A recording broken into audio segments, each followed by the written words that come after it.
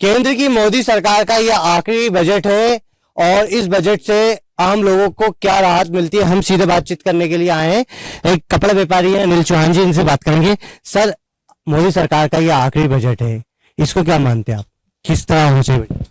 ये बजट निश्चित रूप से मेरा ये मानना है कि बड़ा आम जन के लिए सुखद और लाभदायी होगा, क्योंकि केंद्र सरकार की जो भी अभी तक के जितने भी बजट आए और जितनी योजना आई हैं, वो निश्चित रूप से अंत्योदय तक, निचली पंक्ति तक उन योजनाओं का लाभ मिला है।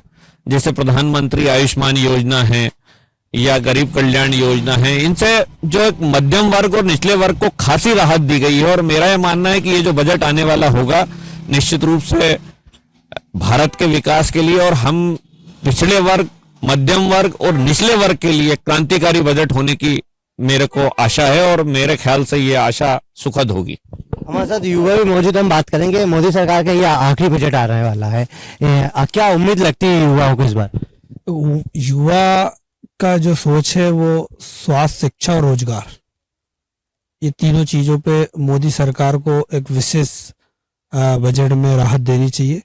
और अभी जैसे मध्यम वर्गीय परिवारों के लिए टैक्स में छूट मिलना चाहिए, और इसके बाद रोजगार से संबंधित जो योजनाएं हैं और जो स्टार्टअप है, उनमें बैंक से संबंधित जो भी अड़चनें आती है, दिक्कतें आती हैं, वो उसमें कहीं ना कहीं राहत बैंक में भी मोदी सरकार को अपने इस बजट में देना चाहिए, जिससे लोग जो है रोजगार के नए आयाम लोगों को मिले और खुले।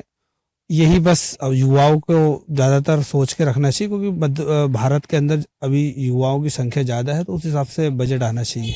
हमारे साथ किसान युवा मौजूद है। सर, आप तो बोल नहीं पा रहे ना, तो ये भावेश चौहान साहब से बात करें। चौहान साहब, तो मतलब ये मिला जुला बजट होगा इस बार, ऐसा लग रहा है आपको? हाँ, ये जो अभी इन्होंने बात की वो मेरे को बड़ी अच्छी लगी। ये क्योंकि हमारी जो है 65% आबादी जो है युवा है, और ये बजट मैं समझता हूं कि युवाओं को केंद्र में रखकर, आमजन को केंद्र में रखकर, महिलाओं को केंद्र में रखकर, क्योंकि हमारी आधी आबादी का प्रतिनिधित्व महिलाएं करती हैं, तो उनको रखकर ये बजट होगा। और निश्चित रूप से इस बजट में सभी वर्गों को साथ में लेके सर्वजन हिताय और सर्वजन सुखाय को लेकर ये बजट आने वाला होगा, ऐसा मेरा ये मानना है। तो 2024 में लोकसभा चुनाव है, और लोकसभा चुनाव से पहले ये लास्ट बजट है, और लास्ट बजट होने से पहले हमने जब लोगों से राय जानी, तो उनका कहना है कि जो बजट होगा बहुत सुखद बजट होगा। अभी 1 फरवरी को बजट आने वाला है, मोदी सरकार का ये लास्ट बजट है, क्या मानते?